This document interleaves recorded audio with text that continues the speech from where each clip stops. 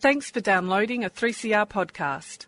3CR is an independent community radio station based in Melbourne, Australia. We need your financial support to keep going. Go to www.3cr.org.au for more information and to donate online. Now stay tuned for your 3CR podcast. Destruction,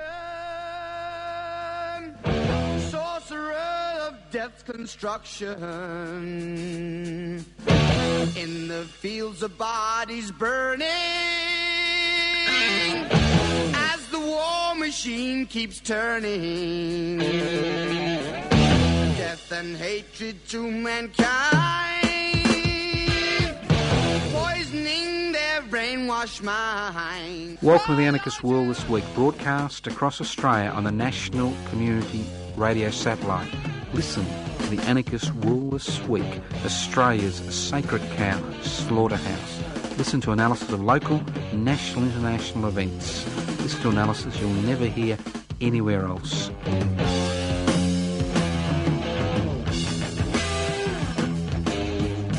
Welcome to the Anarchist World This Week. My name is Joseph Toscano. I'm hosting the program today. If you're interested in ideas, keep listening. If you want to win a prize, go somewhere else. We don't give out prizes unless you call pride a prize. Okay. Now, if you wonder what anarchy is all about, an anarchist society is a voluntary, non-hierarchical society based on the creation of political and social structures which are based on equal decision-making power. It's a society where wealth is held in common and used for the common good. Very simple concepts, not very radical. You want radicalism? You want to become a corporate giant? Join the BHP board. You want to cut off heads? Join IS or the Saudi Arabian monarchy. It's up to you, you know. If you want a rational, sensible discussion, keep listening to the Anarchist World This Week. There's a lot of people that you wouldn't call very sensible out there. Now, I've got to start off with a lot of thank yous. It's that type of week where you've actually got to understand the Anarchist World This Week is basically just a program, and we get involved in a lot of activities, and those activities require the participation of people who basically have had enough. So I've got a lot of thank you. The first thank you is to all those people, and there were tons of them, we couldn't even fit them into the rooms, all those people who came to the West Papuan Rent Collective do on Sunday. Excellent turnout. Put it in your diary, the next West Papuan Rent Collective gathering will be on Sunday the 14th of August. And if you're a member of the Rent Collective, see if you can find somebody else to join the Rent Collective. And I know people say to me, well, it's $1 a day, I can't afford $1 a day. And I say, have you got 3 friends? And they say, possibly. And I say, well, if you've got 3 friends and you meet them once a week for a coffee, ask them to donate $2 each and you donate $2, and there you are, there's your $1 a day. Simple. So if you want more information regarding the West Papuan Rent Collective, you can give me a ring on 0439 395 489. You can email me at anarchistage@yahoo.com. So thank you to all those people who turned up to that. Also, thank you to all those people who turned up to the gathering outside Rio Tinto and ASIC at 120 Collins Street on a Friday evening. Great turnout, great people, wonderful people. And considering, what we've been saying for generations, not just years, but for generations, is all coming to pass. No, it's not biblical. It was good to see people there. And just to remind people, the next public interest before corporate interests, anti-corporate activity will be on Friday the 6th of May. We meet outside. We meet outside the Visitors Centre at Federation Square, corner of Flinders and St Kilda Road. So thank you once again.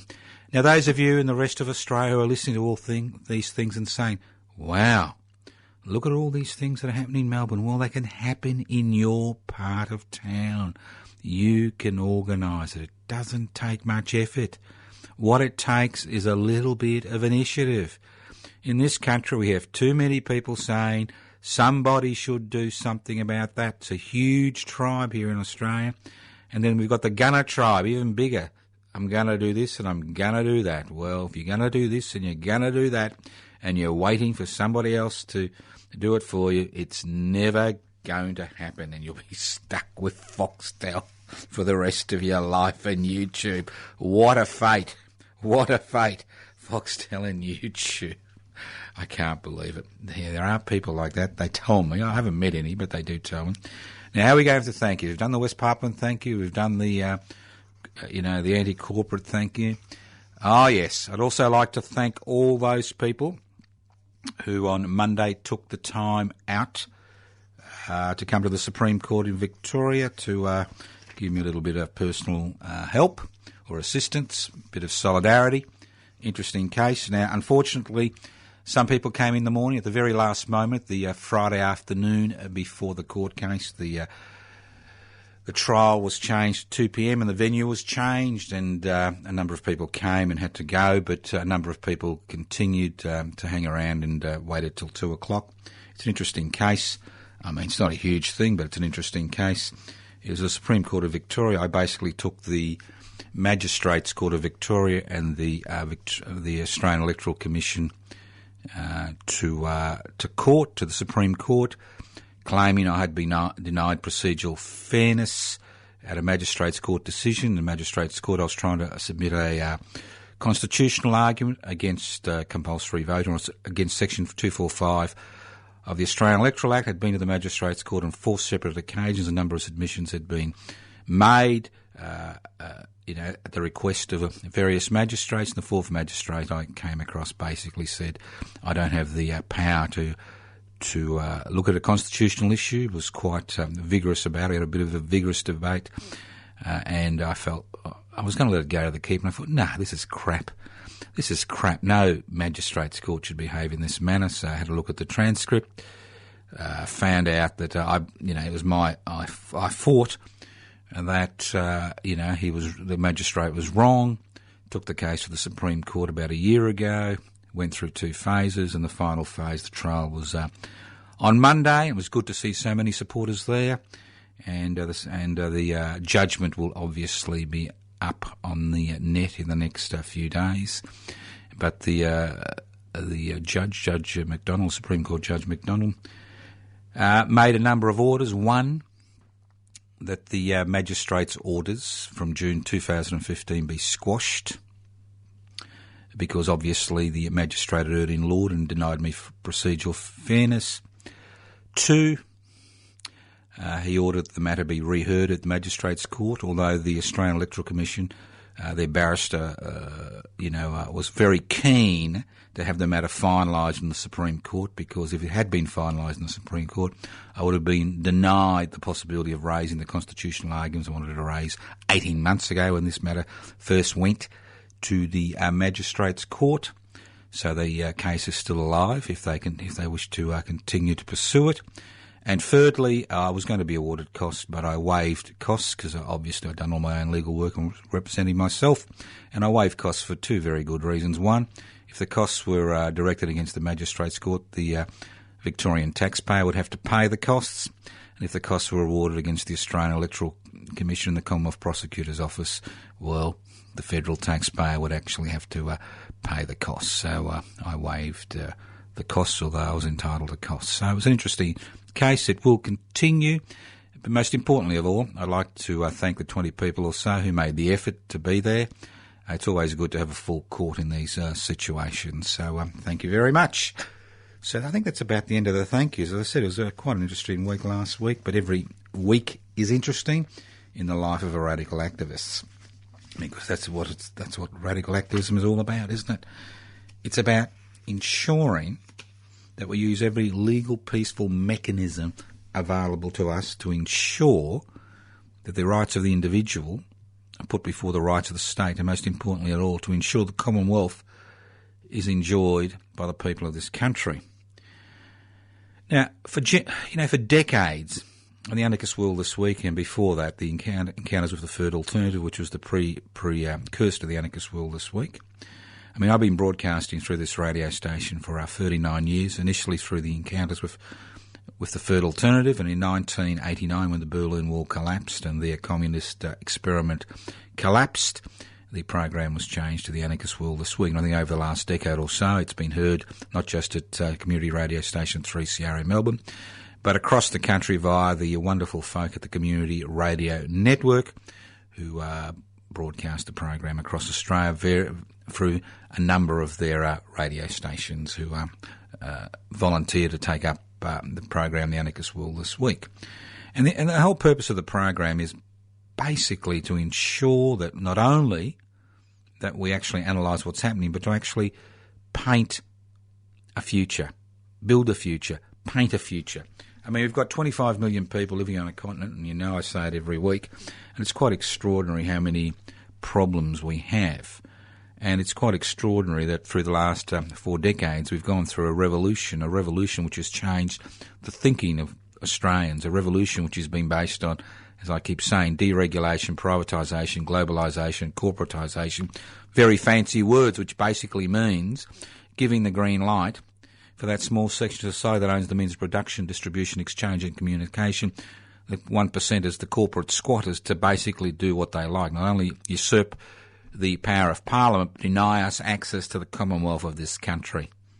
And we've seen legislative agenda after legislative agenda, 3 trade agreement after 3 trade agreements signed, which removes the sovereign rights of people in this country. And what have we as Australians done? Well, nothing. Bickered amongst each other. You know, pointed at somebody and said, oh, he eats funny food. She wears a funny thing on her head. Oh, I don't like his colour. It doesn't look right, doesn't look natural. You know? Oh, he's gay. And the list goes on and on. I mean, it's the old story, isn't it? Divide and conquer, divide and conquer. And we've got a number of issues, you know, perennial issues in this country which basically are there to divide and conquer people, and people seem to forget what the central issues are, what the central plank is. You know, what is the issue that dominates, that in many regards has an impact on the rest of us. And that's the thing we need to remember, that, you know, we've got bigger fish to fry. And if we want to solve a lot of the marginal issues or peripheral issues, we need to solve the bigger questions. We need to tackle the bigger question. And there is nothing bigger in this society than the way revenue is raised to look after the interests of every man, woman and child, resident and citizen in this country. Nothing bigger. And it really is quite annoying how we seem to forget what the central issue is. I mean, if you don't like halal food, you don't buy it. If you don't like fish and chips, you don't eat fish and chips. It's that simple, you know. If you don't like, Roman Catholics or Muslims or Hindus or whatever, you don't go to their churches, you know. I mean, obviously. If you're an atheist, well, maybe you'd like to see something, I don't know. But what I'm saying is basically it's all about divide and rule. So the purpose of the Anarchist World this week is, to a large degree, to overcome that divide and rule, to demonstrate to listeners and the people they speak to, you know, to demonstrate that the central issue is an issue of power. Who exercises power in this wealth, how that power is exercised and how that power is used to squirrel away wealth in the hands, you know, of a smaller, increasingly smaller section of society, and how they use the state and the enforcement arm of the states, the police and the armed forces, to cement their power, cement their wealth in this country, because we all tend to think we live in a democratic society, and I think anybody who's been through the court processes soon learns it's not about democracy, it's about how deep your pockets are. All right, now I said I would make a special announcement today, and I will. Maybe in a few minutes' time we will make a special announcement, because, see, the thing about being an activist, the key word is activist, and being a radical activist is being an activist who's willing to take risks. Now, I know too many people who I call, you know, orthodox, fundamental radical activists, who say something's been done this way for generations, it will continue to be done this way. They love to run against brick walls and smash their heads against a brick wall. When you're faced with a brick wall, you can do 4 things. You can smash your head against that brick wall until you're unconscious and bleeding on the ground. And a lot of people do that because they're not willing to change their tactics and strategy. You can borrow a ladder and climb over the brick wall. That's if there isn't razor wire on top, then you'd have to, borrow some cutters, wire cutters. You can dig a tunnel under the brick wall, or you could walk along the brick wall till you find where it ends and then walk round it. So the analogy is very simple. Because something has been done in a particular way, because people have followed a particular strategy for generations, does not mean that particular strategy suits current conditions, because the central element of being human is the capacity to change, the capacity to adapt. And that's what's given the human race that edge, their ability to use their evolutionary potential to adapt to different situations. And it is very sad to see so many radical activists running around in circles, beating their head against brick walls because they are not willing to adapt, because somebody 150 years ago said this is the way it's done 150 years ago. So I'm not frightened to look at new directions and resurrect old directions and old strategies. Because the key is to be able to influence other people and to be able to encourage them to organise to sweep away the current mess we have. And you can't do that if people don't know what you're talking about. And there's one thing I've learned in the past year as a member of public interest before corporate interest. We've now got almost 700 members.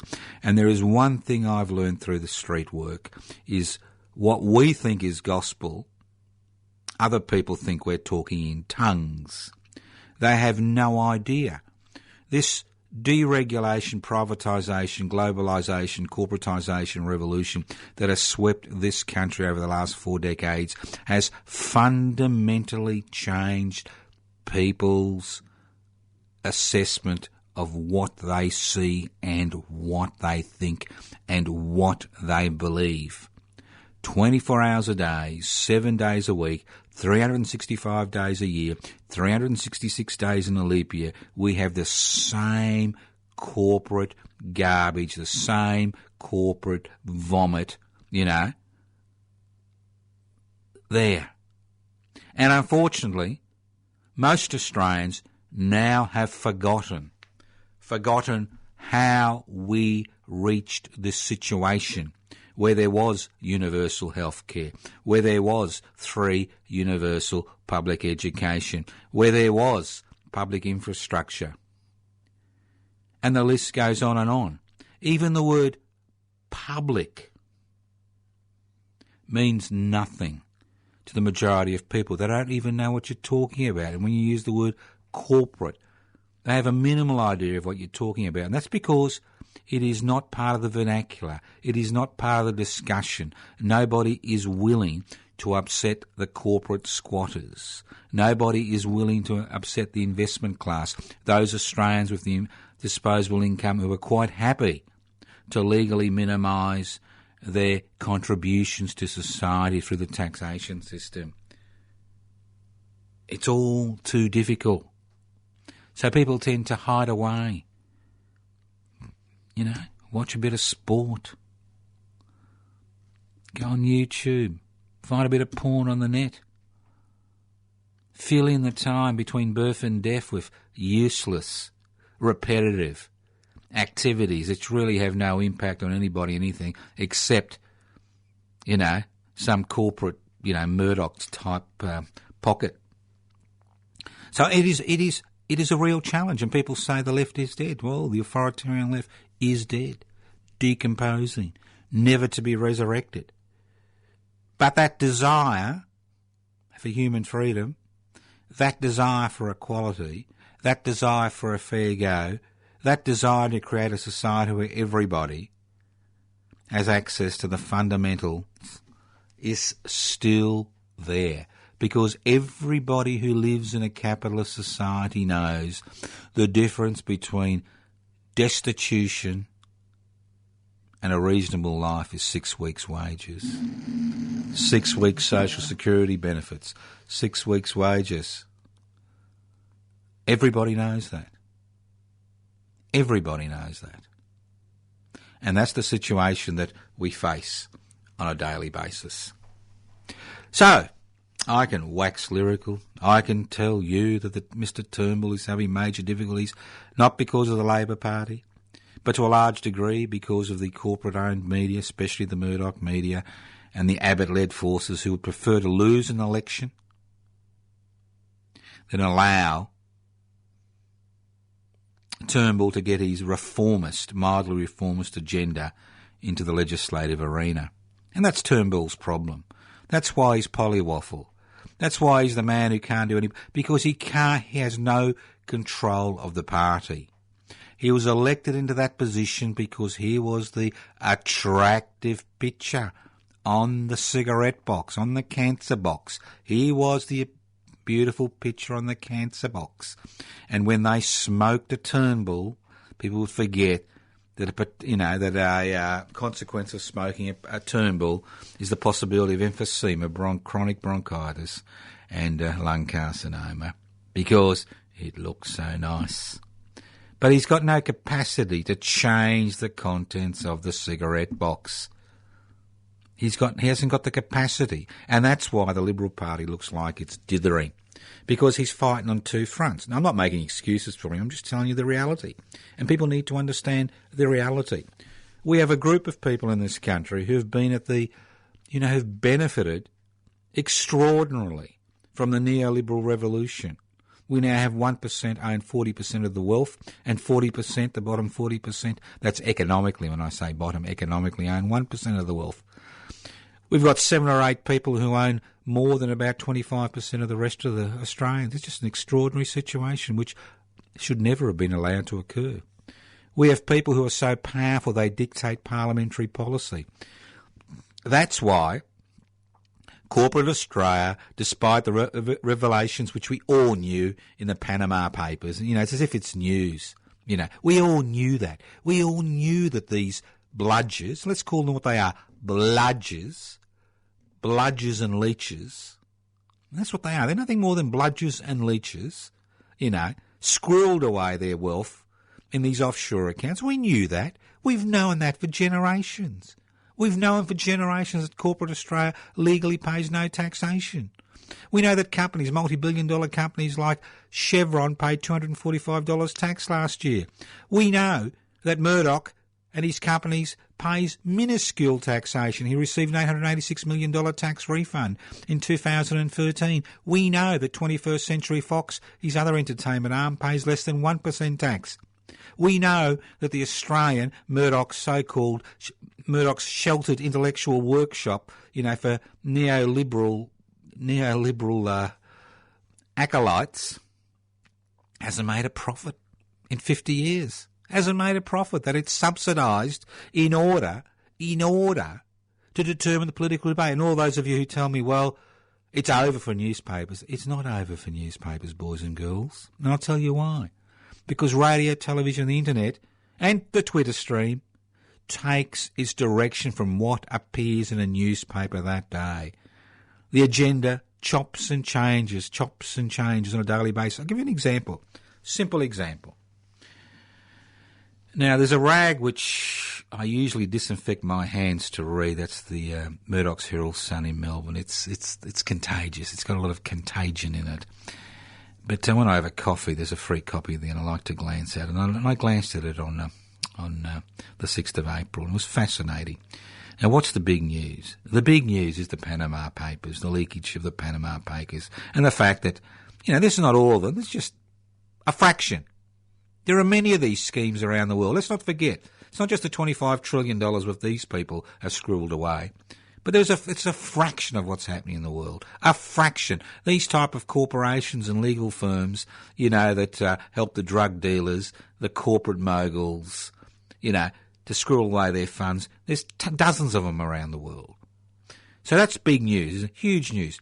So what's the lead story on the 6th of April in Murdoch's rag, that slimy piece of contagion, the Herald Sun? What's the lead story?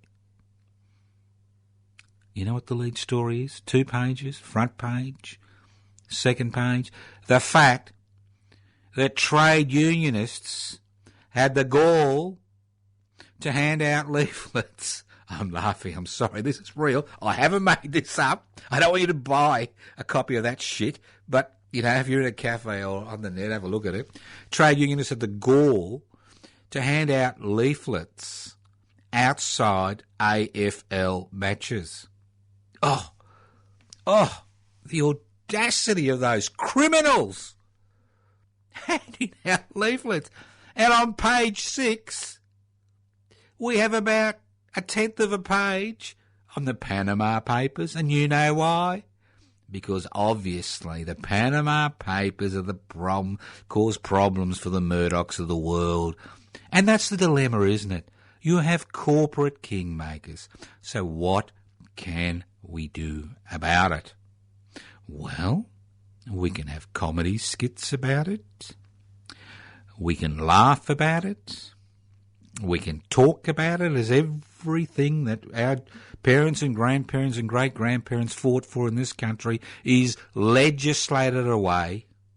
Everything from overtime payments to access to Medicare, to access to public education, to access to pharmaceutical benefits, to access to social security benefits, to access to a decent job, to access to permanent work, to access to decent wages, to access, decent conditions. We can just talk about it, or we can do something about it. Now, I don't see millions of people out in the streets in this country currently. I see people protesting about halal food, and I see people protesting, about, mosques. But I don't see people, hundreds of thousands come out in the streets protesting about what is obviously the central, most important issue in this country. Now, public interest before corporate interest was formed a year ago in order to raise this issue. Because of most likely we're going to have an early election, it'll be impossible, let's be realistic, it'll be impossible for public interest before corporate interest to be registered as a political party. Although we won't be registered as a political party for this election, we will be registered for the next federal election and the next Victorian state election. As I said, we've got nearly 700 members currently, about 676. So, what I'm going to announce today is a public interest before corporate interests initiative. Although not registered as a political party, we are very keen to raise this central issue of corporate taxation. Central issue. And today, we are launching a new campaign which, if you live in Melbourne, will require your assistance. But if you live somewhere else, in Victoria or South Australia or Queensland or the Northern Territory or West Australia or Tasmania or New South Wales or the ACT, you can run exactly the same campaign, because what we must do is put this issue front and centre of all political, community, social debate in this country. Today we launch a campaign called Make the 1% Pay 1%. Very simple. Make the 1% pay 1%. I've been asked by PIPC members in the electorate of Dunkley in Melbourne, a Liberal-held electorate.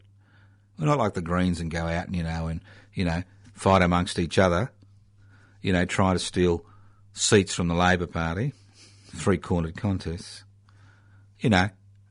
We know who the enemy is. We know who is the greatest supporter of corporate Australia. First, it's the Liberal Party, and second, it's the alternative Liberal Party masquerading the Australian Labor Party. So we're launching a campaign called Toscano for Dunkley. You like that? That's the number 4. Toscano for Dunkley. And our main program is make the 1% pay 1%.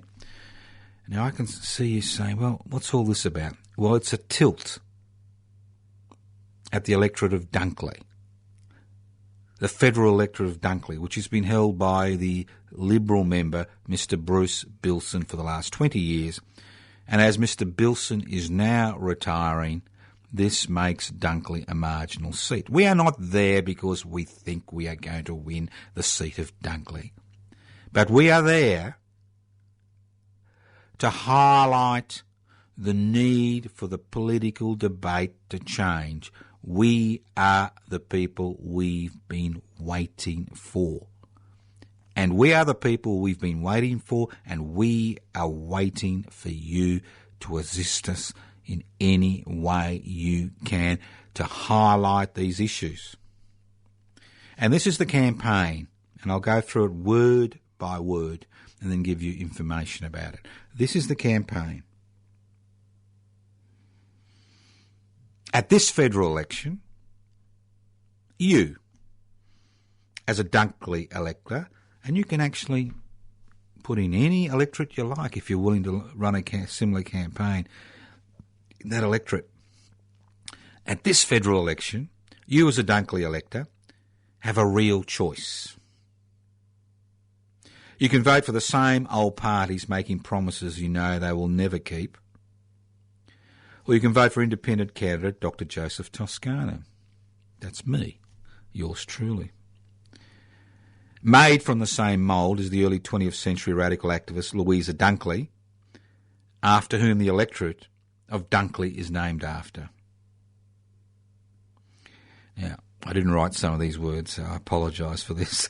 Dr Joseph Toscano has the experience, intellect, courage and tenacity to ensure making the 1% pay 1% becomes a central plank of Australian politics during the next 3 years if he is elected as the member for Dunkley. It's not just about being elected as the member for Dunkley. It's about making this issue. Make the 1% pay 1%. This is no radical, off the planet campaign. This is a campaign which is grounded in reality. This is a campaign where we have both feet on the ground. This is a campaign that doesn't need blood on the streets. We are not demanding for an arm and a leg. This is a campaign, a peaceful, legal campaign, which is based on the concepts of the representatives of the people of this country through the Senate, through the House of Representatives and the Senate, putting the interests of the people as a whole before the interests of unaccountable corporations whose major responsibility is to make ever-increasing profits for their major shareholders, irrespective of the human, social, environmental and national costs.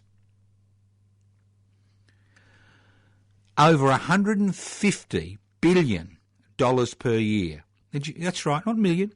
Over $150 billion per year can be freed up for public health, public education, public housing, public infrastructure, public renewable energy facilities, and the funding of a social security system that looks after the needs of all Australians, not just those with the disposable income to buy the best health, housing and education services money can buy. 4 new pieces of legislation need to be introduced, debated and passed in federal parliament to free up $150 billion from the 1%, which is less than 1% of their wealth. And this includes a 1% stock market turnover tax, which would reap at least $30 billion per year. 1% stock market turnover tax. 2, a 1% turnover tax for companies with a yearly turnover of more than $2 million. This would reap at least $30 billion per year. A 1% financial services tax for every transaction above $50,000, excluding the family home. This would raise at least $40 billion per year. And the removal of GST tax deductions for companies that have a yearly turnover greater than $5 million per year, and that would raise $50 billion per year, which is roughly extra $150 billion from a budget of $450 billion. It goes up to $600 billion. And why these taxes? Because these taxes are directly aimed at the 1%. Directly aimed at the 1%. Because traditional forms of taxation based on income do not work. If anything is to be learned through the Panama Papers is the fact that traditional methods of taxation don't work. These people need to be taxed when they make $1. Simple. And the Australian Tax Office needs the teeth to actually be able to collect that tax. Now, I know most people think, the GST is for everybody. Well, the GST isn't for everybody. When you go out and you pay and you buy, you get your electricity bill, and there's GST of, $30 if you've got a $300 electricity bill, or $60, $600 electricity bill. Well, do you know that if a business, all businesses and all corporations claim the GST they pay as a tax deduction? So corporate Australia doesn't pay GST. GST is a tax which is paid by those on fixed incomes, wage earners, people on social security benefits. And just by removing GST tax deductions for companies that have a yearly turnover greater than $5 million per year would reap at least $50 billion per year for the public's purse. Because governments have an issue regarding revenue. In the past, you could rely on publicly owned companies to provide some revenue for the government of the day.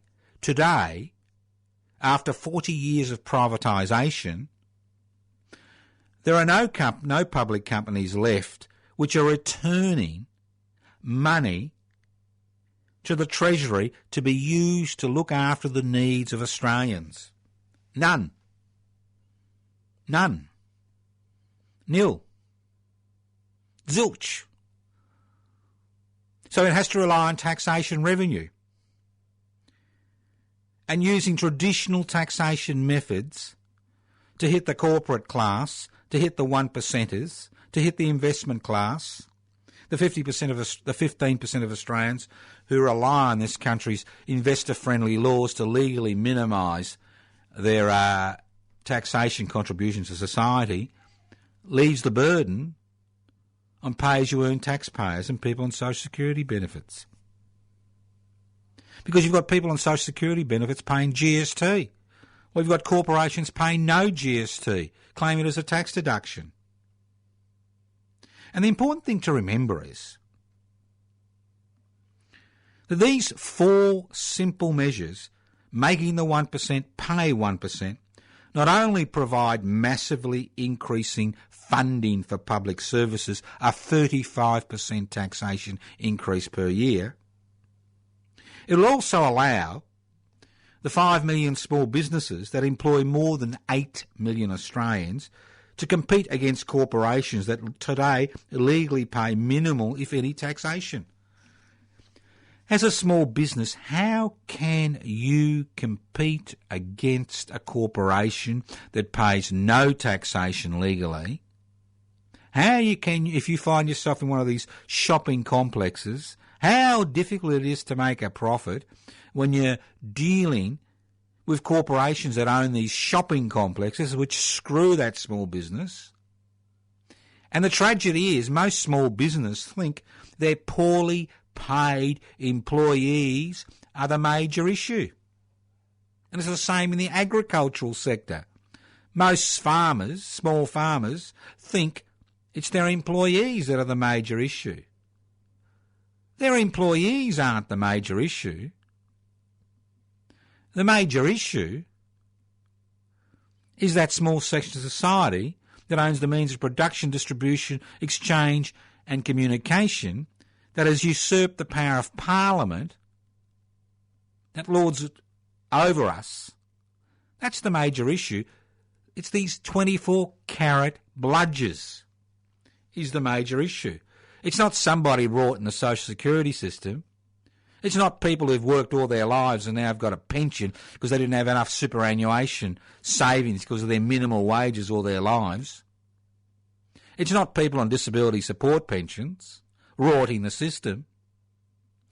It's not people on a miserable New Start allowance, of less than, $250 a year. A week, or $255 a week. That's not the issue. Then you get, the Murdoch Empire telling us this is the central issue. Putting it on page 6, the Panama Papers, billions of dollars, trillions, $25 trillion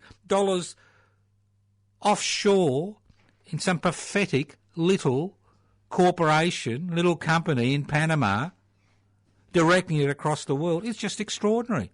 And we're asked to tighten our belts. So make the 1% pay 1%. A simple slogan. A very simple slogan based on 4 new taxes which are directly designed to ensure corporate Australia and all the hanger-oners pay at least a little bit of tax to ensure all the benefits they receive from the taxpayers. Things like having a court system, having a police force, having an armed forces which maintains order. Simple things. Having a public education sector which educates employees. Having a healthcare system which looks after, their kiddies. Why should these unaccountable corporations whose major responsibility is to their major shareholders get away scot-free legally on a day-to-day basis? The Panama Papers will be news tomorrow. There'll be a fish and chip wrappers, the day after. That's the way it works, because this type of news is buried. As I said before, if you have the opportunity to look at the Herald Sun on the 6th of April, front page news, huge news. Unionists hand out leaflets outside AFL games in Launceston and Geelong. You know why? Because they're concerned this type of activity may cost them a marginal seat or two and government. Page 6, about 3 inches, the Panama Papers. Extraordinary, isn't it? Just an extraordinary situation, and we allow them to get away with it every day of our lives. So, as I said, go to the new website. Launched today. I had a look at it last night. It's up there. As I said, we need assistance. It's up to you. We need assistance to conduct a concentrated campaign in one little area of Australia in order to raise these issues. And if you're interested in doing a campaign in your part of the world, give us a ring. Give us a ring now. 0439 395 489. Okay. All right, here we go. I'll give you all these details and you can become part of this campaign. Now, if you are in the city of Melbourne, we have 2 launches for the campaign.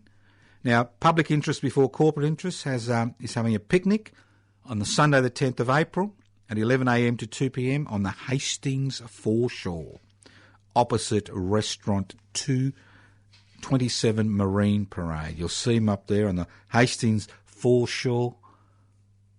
Wind, rain, doesn't matter, we'll be there. So if you want to learn more about this campaign, you want to learn more about Pipsy, you want to learn more about Toscano for Dunkley, this is a good thing. And on the 24th of April, Sunday, we'll have the official launch of the campaign, the official launch on the ground at the very spot that Public Interest Before Corporate Interest was initiated 12 months ago at the Seaford Farmers Market Reserve in Melbourne. It's Station Street, Seaford, and I'll talk about more about that in a week or two's time. So all the information, if you want to get involved now, we leave no one behind. So get a pen, get your memory going. There's a lot of things here. You can go to, the website is www.toscano, the number 4, Dunkley, DUNKLEY.com. That's toscanofordunkley.com. The email is info@toscanofordunkley.com.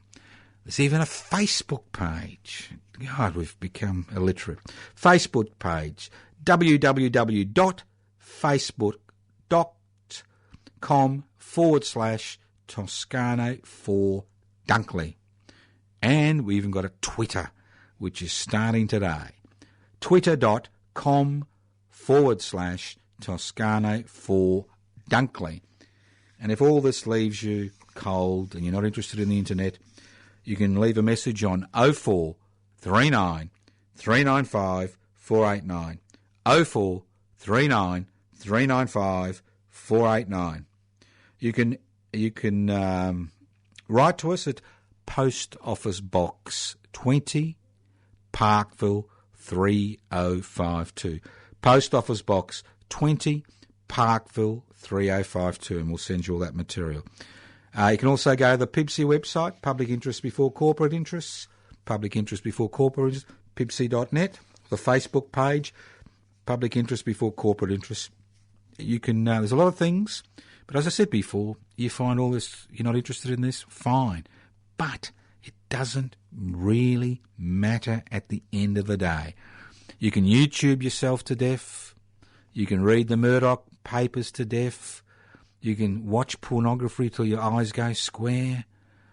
But if you want change, if you don't want to be held to ransom by these people, if you're sick and tired of being treated as a mushroom, you know, in many regards, I think Australians are beginning to understand, especially those who are pay-as-you-earn taxpayers and people on social security benefits, they're beginning to understand what it's like to be an Aboriginal or Torres Strait Islander in this country, a stranger in your own land. A stranger in your own land. And I think it's important that we don't continue these obnoxious, useless fights amongst each other because there are bigger fish to fry. And the great thing about Public Interest Before Corporate Interests, and I'll read you out the membership criteria because I think it's important. Membership is open to people of all religious beliefs and those who have no religious beliefs. We welcome people of all races, nationalities, genders and sexual orientation. We believe all human beings are born with inalienable rights and liberties no government can legislate away or corporations take away. A very simple membership statement. So if you think it's the other that's the problem, you're not welcome. But if you understand, this is a huge issue that affects each and every one of us. The fact that we now have small sections of society that have usurped so much power, they determine the parliamentary agenda, they snub they put their fingers up their nose, at us on a daily basis. They remove legal options. They ensure that legislation is passed that ensures that they continue to centralise power and acquire wealth with no direct consequences of any type. In Iceland, we saw the Prime Minister forced to resign. What have we seen in Australia? Nothing. Nothing. Nothing. Shrug the shoulders. Can't fight City Hall. Politics is a dirty business, you know. Can't be bothered. Doesn't affect me. Well, it does. Every day it affects you. Every day it affects your children and their children. It affects their opportunities. It affects their ability to develop themselves to their fullest potential. It ensnares them in a vicious cycle of debt from birth to death.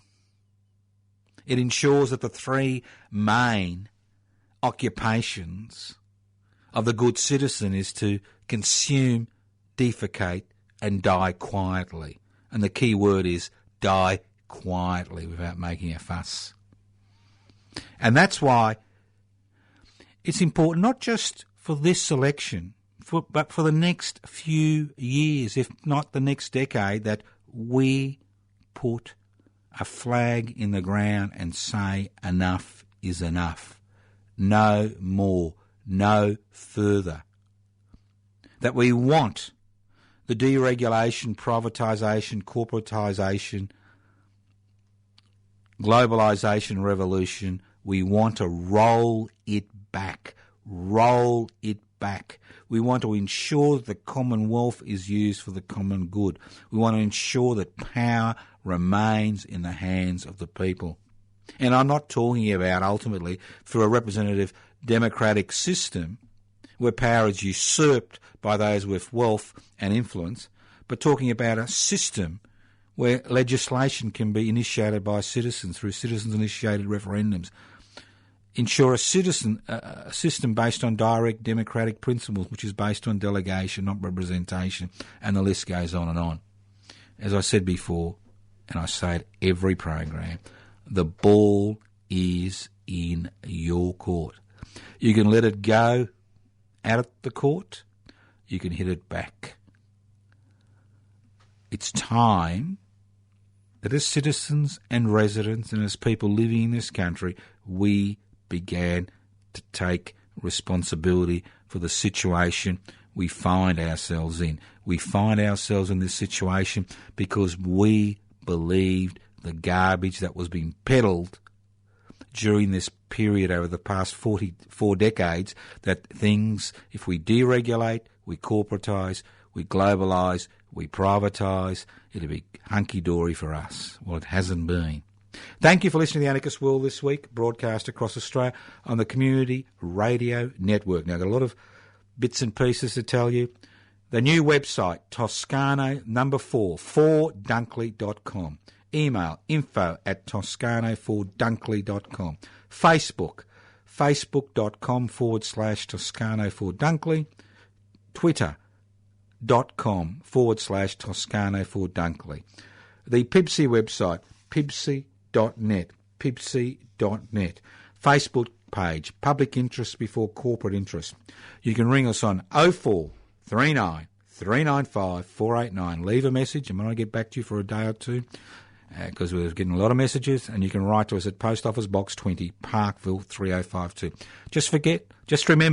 Remember, if it wasn't for one person at one stage in human history saying that slavery is unacceptable, we'd still have slavery in the majority of the world. If it wasn't for one person who said ostracising people of a different sexual orientation is unacceptable, we would still have that as a central issue in this country.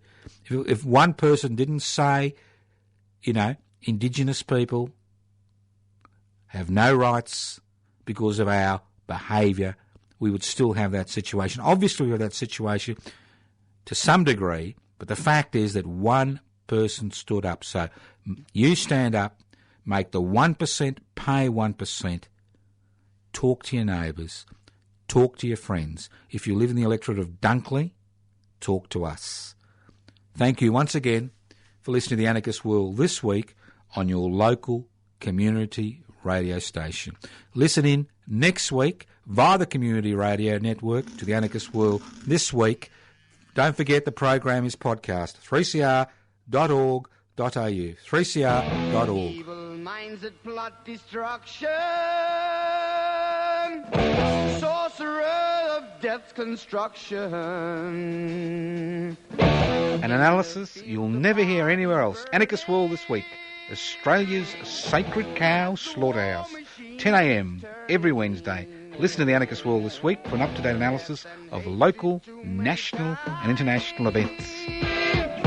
Poisoning their brainwashed minds. Oh, Lord, yeah.